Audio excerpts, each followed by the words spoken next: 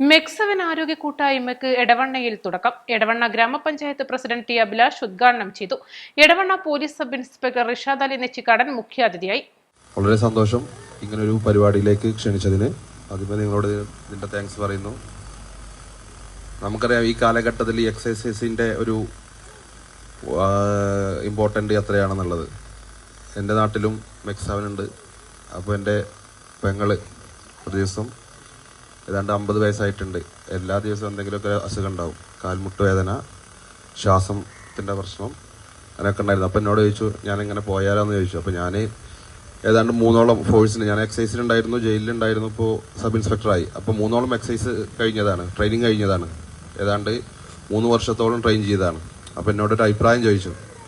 അപ്പോൾ ഞാൻ പറഞ്ഞു എക്സൈസ് എന്നൊക്കെ പറയുന്നത് നല്ലതാണ്, പക്ഷെ നിനക്ക് ചെയ്യാൻ പറ്റുമെന്ന് എനിക്ക് തോന്നുന്നില്ല, കാരണം അത്രയും ഹാർഡായിട്ടുള്ളതാണെന്ന് പറഞ്ഞു.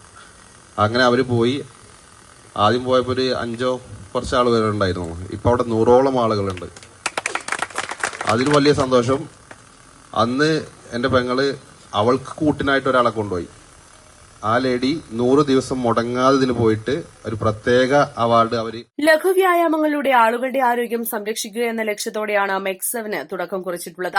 21 പരിശീലനങ്ങൾ അടങ്ങുന്ന മെക്സവൻ ഇന്ന് മലപ്പുറം ജില്ലയിൽ തന്നെ 1000ഓളം കേന്ദ്രങ്ങളിൽ പ്രവർത്തിച്ചു വരുന്നുണ്ട്. ചടങ്ങിൽ മെക്സവൻ ചെയർമാൻ നെയ്മുദ്ദീൻ മുലത്ത് അധ്യക്ഷനായി. എടവണ്ണ യൂണിറ്റിന് സ്ഥലം അനുവദിച്ചു നൽകിയ PV റിയാസിനെ ഗ്രാമപഞ്ചായത്ത് പ്രസിഡന്റ് ടി അഭിലാഷ് മൊമെന്റോ നൽകി ആദരിച്ചു. Coordinator Safeer, Wandoor chief trainer EP Firoz, CPT Unnimoideen, Vaniyambalam MEC seven ladies trainer Sajida, Wandoor chairman Akbar Karumara, ട്രെയിനർമാരായ സിദ്ദീഖ് വണ്ടൂർ, ശിവപ്രസാദ് വണ്ടൂർ, PV നിയാസ് എന്നിവർ സംസാരിച്ചു. ഭാരവാഹികളായ A Safeer, M Naheem, U Nadir Shah, Faisal Babu, P Mansoor, M Najmudheen, Zulfiqar തുടങ്ങിയവർ നേതൃത്വം നൽകി.